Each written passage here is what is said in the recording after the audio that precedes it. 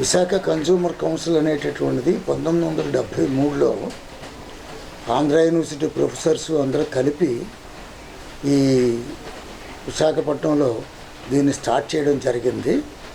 అయితే అప్పటికి consumer protection act అనేటటువంటిది లేనే లేదు. తర్వాత 1978లో దీన్ని రిజిస్ట్రేషన్ చేయడం జరిగింది. 1986లో ఈ కన్జ్యూమర్ ప్రొటెక్షన్ యాక్ట్ అనేటటువంటిది తయారు చేశారు. సో దీని తాలూకా డ్రాఫ్ట్ ప్రిపరేషన్లో కూడా మా honorary chairman professor KV Ramana గారు దీంట్లో ఈ యాక్ట్ ప్రిపరేషన్లో కూడా ఉన్నారు.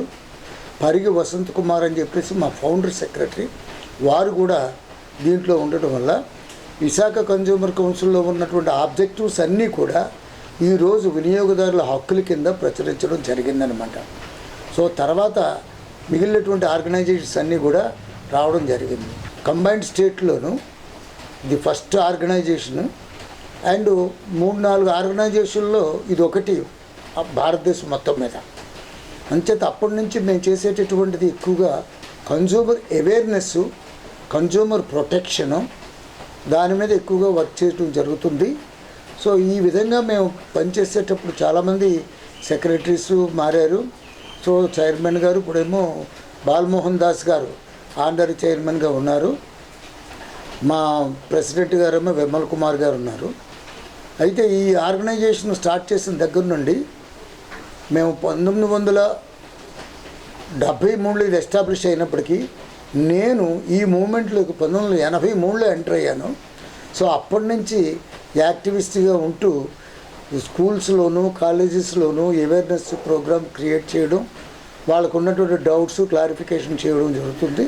అయితే మేము ఎక్కువగా కోర్టులో కేసులు వేసేదానికంటే వినియోగదారుని స్ట్రెంగ్తన్ చేసి అతని తాలూకా ఉద్దేశాలన్నీ కూడా తెలుసుకునేటట్టు చేసి విశాఖ కన్జ్యూమర్స్ కౌన్సిల్ తాలూకా ఆబ్జెక్టివ్స్ అన్నీ కూడా వారికి చెప్పడం జరుగుతుంది.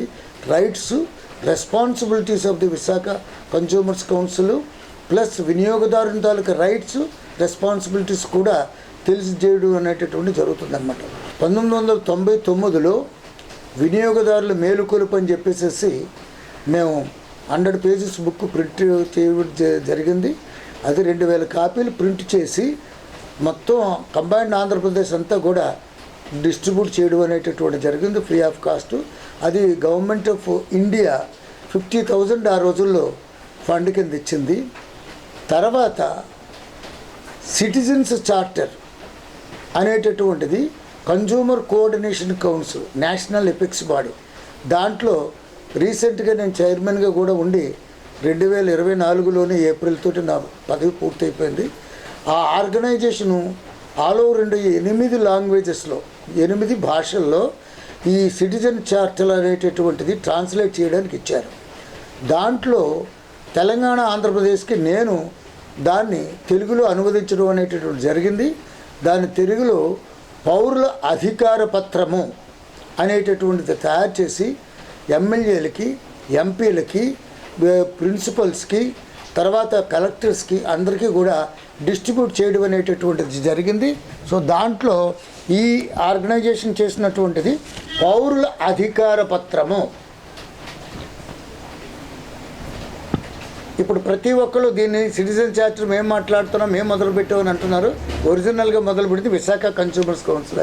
ఈ 100 పేజెస్ పుస్తకం కూడా ఇది ఫ్రీగా డిస్ట్రిబ్యూట్ చేయడం అనేటటువంటి జరిగింది. సో దీంట్లో తెలుగులోనే మొత్తం అన్ని డిపార్ట్మెంట్స్ సంబంధించినప్పటికీ 2000 సంవత్సరంలో ఏవైతే హక్కులు ఉన్నాయో అవన్నీ కూడా దీంట్లో పొందుపరిచి ఏ విధంగా కంప్లైంట్ ఇవ్వాలి, ఎవరికి కంప్లైంట్ ఇవ్వాలి, ఇవన్నీ కూడా దీంట్లో ఉండడం అనేటటువంటి జరిగింది. ఇది కాకుండా లాస్ట్ ఇయర్ అంటే 2023లో 50వ సంవత్సరం celebrations 50th anniversary Visakha consumers council celebrate చేయడం అనేటటువంటి జరిగింది. 2 రోజులు ప్రోగ్రామ్ కండక్ట్ చేశాము. చాలామంది వచ్చారు. దీనివల్ల చాలా ఇన్ఫర్మేషన్ వాళ్ళు తెలుసుకొని ఎంతోమంది సంతోషించడం జరిగింది.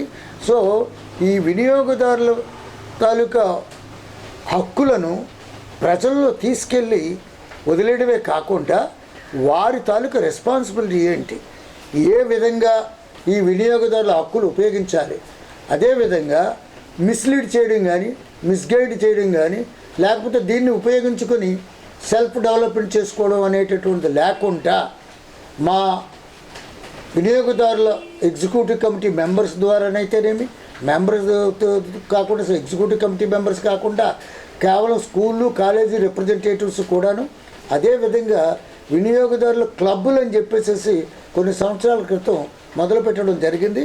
అది అనకాపల్లిలో ఉన్నటువంటి మున్సిపల్ హై స్కూల్లో కూడా వారికి దాని మీద కూడా అవగాహన అనేటటువంటిది కల్పించడం జరిగింది.